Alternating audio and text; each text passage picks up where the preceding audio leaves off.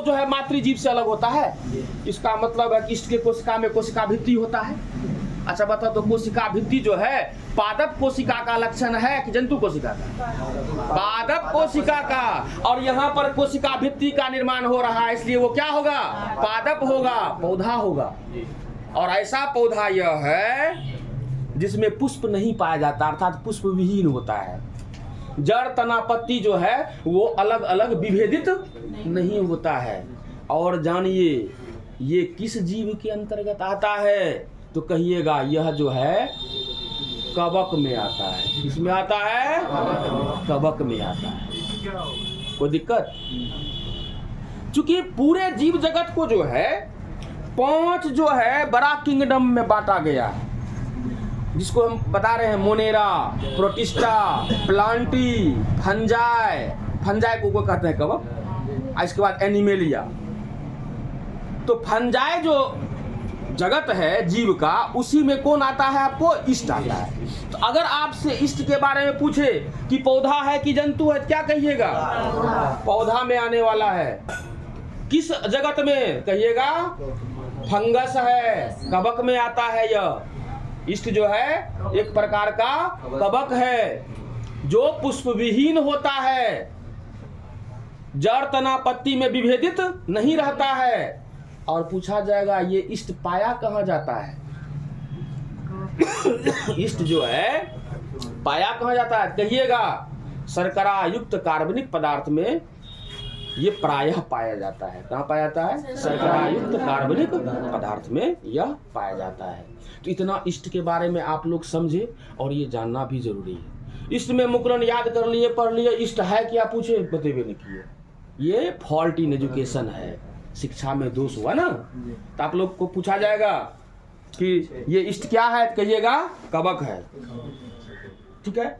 आप इष्ट को प्लांट में रखेंगे कि एनिमल में? कहिएगा प्लांट में। पूछा जाएगा क्यों? कहिएगा क्योंकि इसमें सेल वॉल होता है। सेल वॉल किसका कैरेक्टर है? प्लांट का कैरेक्टर है, प्लांट का लक्षण है, पौधा का लक्षण है कोशिका भित्ति का पाया जाना। और इष्ट में भी कोशिका भित्ति पाया जाता है, इसलिए हमको इसको क्या कहेंगे? पौधा में आता है। और यह कहाँ पाया जाता है? शर्करा युक्त कार्बनिक पदार्थ में पाया जाता है। इष्ट के बारे में अब तुम लोग को कष्ट नहीं होगा, कुछ ना कुछ तो बता ही देगा ना। और साथ ही साथ यह भी जानिए इष्ट जो है एक कोशिकीय जीव होता है। इष्ट क्या होता है? जैसे अमीबा में कोशिका था ना पूरे शरीर में, उसी तरह से इष्ट में भी क्या होता है? एक ही कोशिका होता है, अर्थात एक कोशिकीय जीव है। पहली बात। दूसरी बात, यह कवक में आता है। तीसरी बात, यह शर्करा युक्त कार्बनिक पदार्थ में प्रायः पाया जाता है। चौथा बात, इसमें सेलवाल भी पाया जाता है, अर्थात यह पौधा में आता है। इसके बाद इसमें जड़ तना पत्ती जो है अलग अलग नहीं होता है। तो ये these are the all characters belongs to the plant. ये सभी लक्षण किससे संबंधित हो रहा है? पौधा से, इसलिए इसको हम कहेंगे पौधा है। कोई दिक्कत नहीं है यहाँ तक में। तो मुकुलन कोश आप लोग समझ गए कि जीव होगा, जीव के शरीर में उदर्ध का निर्माण होगा, आउटग्रोथ होगा, या कहिएगा जीव के शरीर पर उभार निकलेगा। वह उभार जो है मातृजीव के शरीर से पोषण को प्राप्त करेगा, वृद्धि एवं विकास करेगा, बड़ा हो जाएगा। कोई दिक्कत? इसके बाद जब बड़ा होने के बाद वयस्क हो जाएगा तो वो मातृजीव से अलग हो जाएगा, सेपरेट हो जाएगा, पृथक हो जाएगा और पुनः वो एक नया जीव में बदल जाएगा। तो इस प्रकार से उभार के द्वारा न जीव में क्या हुआ? नया जीव का निर्माण हुआ। अर्थात उभार को कहे क्या थे? मुकुल या कलिका। तो अगर जीव में मुकुल या कलिका के द्वारा अलैंगिक प्रजनन होता है तो उसी को हम लोग क्या कहते हैं? मुकुलन। क्या कहते हैं? मुकुलन, बडिंग। आपको पूछेगा कि मुकुलन की क्रिया द्वारा अलैंगिक प्रजनन किस किस में होता है? तो कहिएगा इष्ट में होता है, हाइड्रा में होता है, और एक नाम बताते हैं, किसी से पूछोगे तो नहीं बता पाएगा, ये सब बता देगा। ये हल्का है, इष्ट हाइड्रा मुँहे पर रहता है, मुकुलन इसमें होता है। आप लोग 10th स्टैंडर्ड में पढ़े होंगे। एक नाम ले रहे हैं एस्पंजिला। क्या नाम ले रहे हैं? एस्पंजिला। याद रहेगा? जी सर। एस्पंजिला। यहाँ देखिए यहाँ देखिए स्पंजिला, इसको ऐसे पढ़ते हैं स्पंजिला। अब आपको पूछा जाएगा, आप लोग फर्स्ट बार नाम सुने होंगे इसका, क्या फर्स्ट बार ना, स्पंजिला। अगर आप लोग से ये पूछा जाए स्पंजिला है क्या, प्लांट की एनिमल, तो क्या कहिए? नहीं, यह एनिमल में आता है, यह जंतु में आता है। किस में आता है? जंतु में आता है। स्पंजिला किस में आता है? हाँ, आप कह सकते हैं स्पंजिला इज एन एनिमल। स्पंजिला कहाँ किस में आता है? पूछा जाएगा स्पंजिला कहाँ पाया जाता है, तो कहिएगा झील में, मतलब लेक्स में, तालाब में, मतलब पॉन्ड में, और स्ट्रीम वाटर, मतलब स्लो स्ट्रीम वाटर, मतलब जहां पर जल धीरे धीमी बहता है तो उसमें भी वो पाया जाता है। कौन पाया जाता है? स्पंजिला। मान लो स्पंजिला पाया जा रहा है, जमीनों पर पाया जाता है, जमीन पर भी जो है पाया जाता है। इसके बाद पत्थर जो होता है, रॉक जो होता है, पत्थर चट्टान, उस पर भी चिपका हुआ रूप में पाया जाता है। मान लो स्पंजिला है, अगर वो जो है तेज गति जहां होगा पानी का वहां होगा तो बाह्य के लिए चल जाएगा, उसको नहीं चल जाएगा। इसलिए कहा गया कि स्लो स्ट्रीम, मतलब जहां जो है जल का धीमी धारा बहता है वहां पर भी ये स्पंजिला पाया जाता है। तो स्पंजिला कहाँ कहाँ पाया गया? झील में, तालाब में, हाँ स्ट्रीम वाटर में, इसके बाद चट्टान पर चिपका हुआ रूप में, और धरती पर लतरा हुआ रूप, धरतियों पर फैला रहता है। ठीक है ना? तो ये सारा कैरेक्टर किसका हुआ? स्पंजिला का। स्पंजिला प्लांट है कि एनिमल? एनिमल।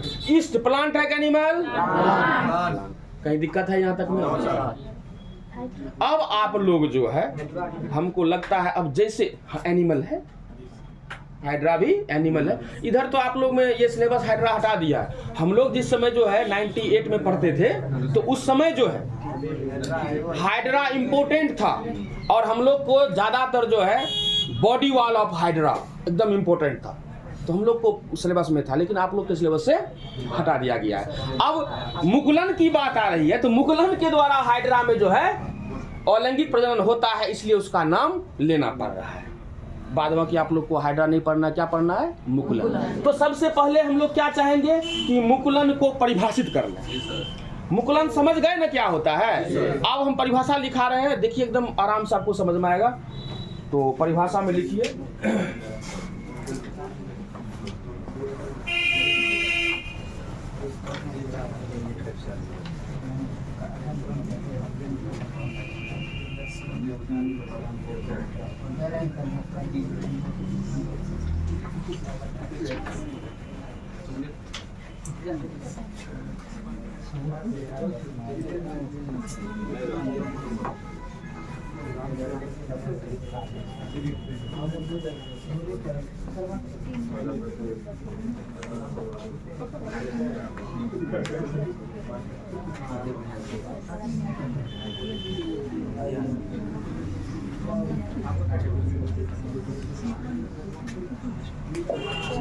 लिखिए, परिभाषा में लिख लीजिए।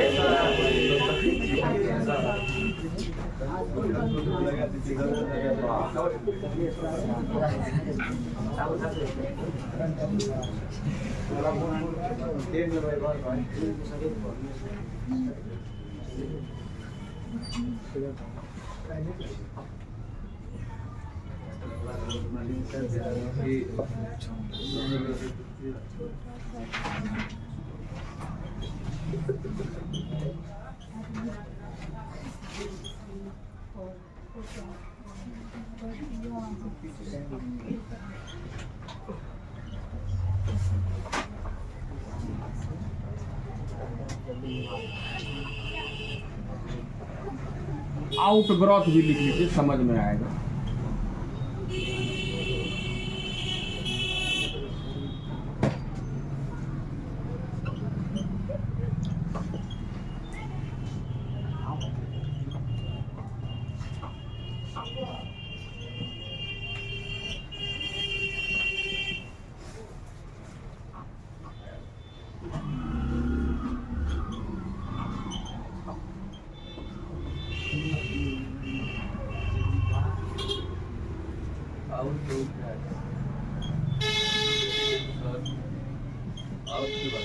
Outgrowth, GROWTH। उभार या उधर्द, उ ध्व संयुक्त रेप ध्व पर रेप, उधर्द, जिसको आउटग्रोथ कहते हैं।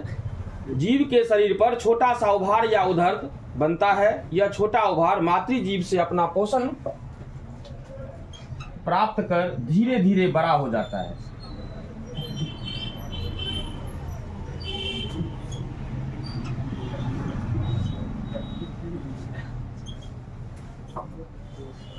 धीरे धीरे बड़ा हो जाता है, जिसे कलिका या मुकुल कहते हैं। कलिका या मुकुल।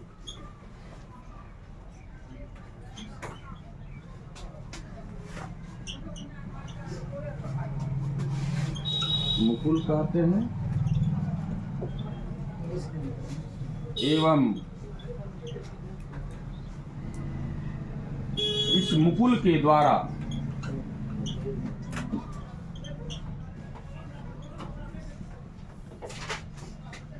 नए जीव की उत्पत्ति की क्रिया को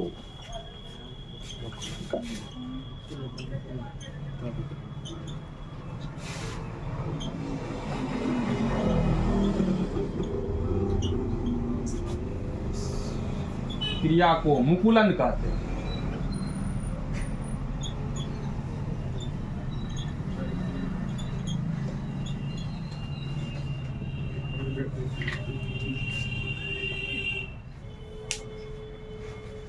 जीव के शरीर पर छोटा सा उभार या उधर्द अर्थात आउटग्रोथ बनता है। यह छोटा उभार मातृजीव से अपना पोषण प्राप्त कर धीरे धीरे बड़ा हो जाता है, जिसे कलिका या मुकुल कहते हैं। एवं इस मुकुल के द्वारा नए जीव के उत्पत्ति की क्रिया को मुकुलन कहते हैं। एवं इस मुकुल के द्वारा नए जीव के उत्पत्ति की क्रिया को मुकुलन कहते हैं।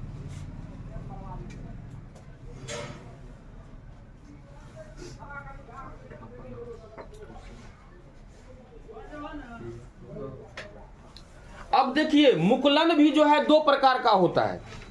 मुकुलन कितना प्रकार का होता है? दो प्रकार का। बडिंग और ऑफ मेनली टू टाइप्स। मुकुलन, बडिंग, इसमें लिखिएगा मुख्यतः दो प्रकार का होता है।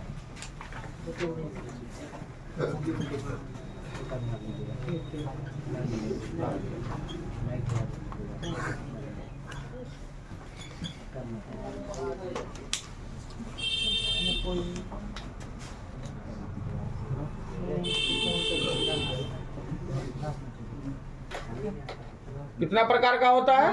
दो प्रकार का। अब इसमें देखिए, पहला जो है आपको बहिर्जात मुकुलन।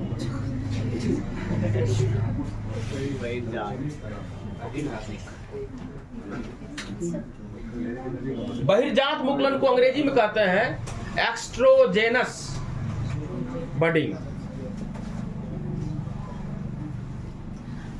एक्स्ट्रोजेनस बडिंग। और दूसरा होता है अंतर्जात मुकुलन।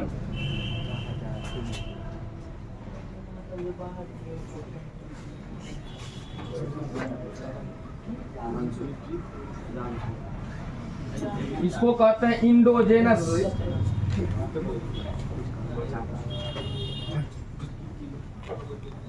Endogenous budding.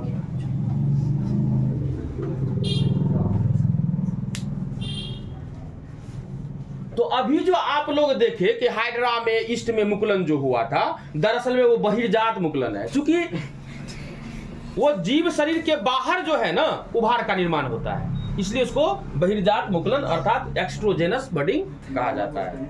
अगर आपसे पूछा जाएगा कि बहिर्जात मुकुलन किसमें होता है, क्या कहिएगा? ईस्ट में, हाइड्रा में।